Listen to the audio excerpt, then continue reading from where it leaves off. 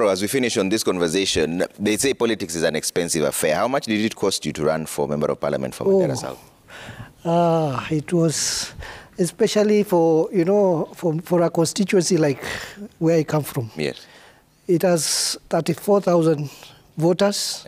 Looks very small compared to large constituencies in this country. Yeah.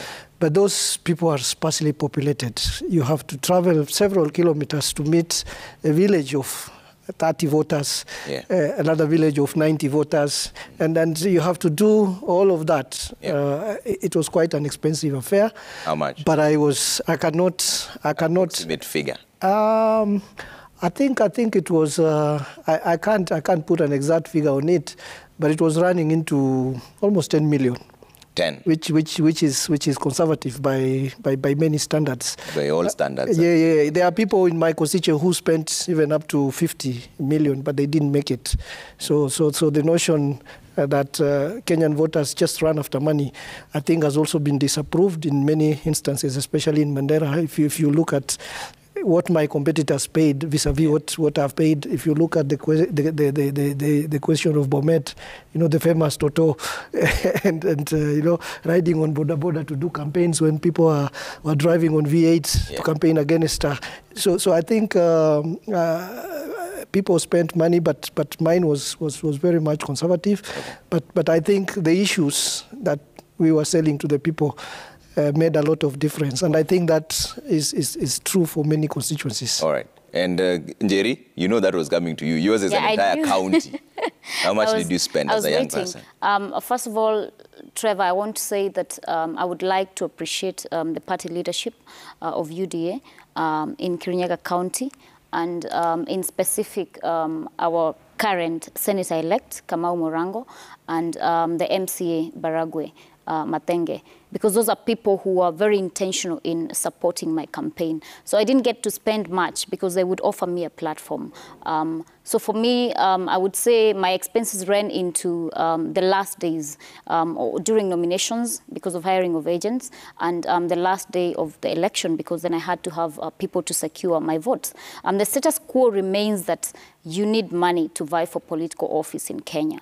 What we've seen with Toto and I and the other young new elect members is that it is just like a small fraction, and it is just by chance. But we want to ask the Kenyan people that we need to change the narrative around money, because I can tell you for a fact people spend a lot of money. How much did you spend, Jerry? I spent around 4 million. Okay. And that ran into the expenses of the agents mostly, because the other works were just fueling the cars and maybe merchandise cards and all that. Okay. And perhaps I can ask other leaders who have been in, have stayed in politics longer, or who are other experienced politicians, to be intentional about supporting young people, because we can go far.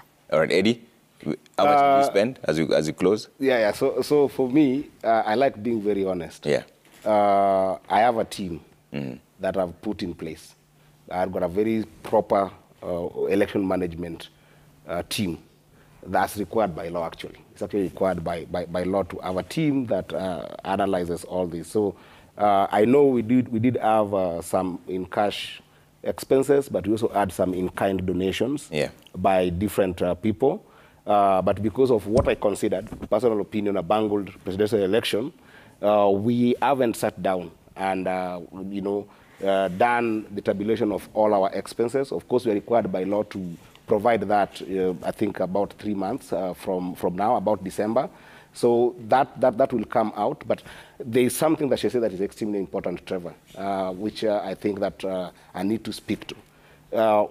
For young people entering politics, our government, especially government agencies like IBC, have made it very difficult for young people to participate in elections, because they have made our elections extremely expensive. And it's important that Nigeria has spoken to the issue of agents, hiring agents. I've seen it even on national debates with somebody like Honorable Gladys Sholei talking about Azimio did not have agents and stuff.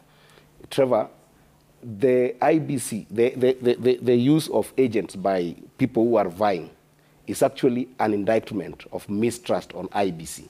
Reason being, IBC spends so much money that is taxpayers' money to be able to protect an aspirant's votes. Yeah. Just to give you a breakdown very, very fast, Trevor, an average polling station in Kenya today has about 10 IBC agents, if IBC employees, whether they're casual for those 13 days or not.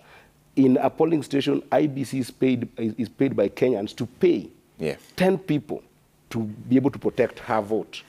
And if you do the calculation, you will find that IBC in all the 40,229 polling stations in the country, yes, they spend about 12 billion to be able to protect my vote. Okay. For IBC to subject me or her or any other presidential candidate, that you must now have your agent to protect your vote, it's a very big problem that makes our cost problem. Okay. With me saying that, the biggest expense that I spend myself in about 1,117 polling stations in the county of Migori were purely costs that are associated with training my own agents, paying for their food, paying for their services, and then retaining them for almost three days. So this is an area that I would wish that we actually help aspirants who are coming in, because this is actually the biggest cost of running an election. All right. But give me an approximate figure. All of them have given me an approximate figure. You know, if you remove the electoral management for a candidate, you can actually run on a campaign even at 10 million. Given that you've got a lot, somebody like me, I have a lot of friends who are able to give me in-kind donation in terms of merchandise and stuff. But the biggest cost, which is unfair by the electoral commission in our country, is the agents. The cost of agents. All right. Thank you all for making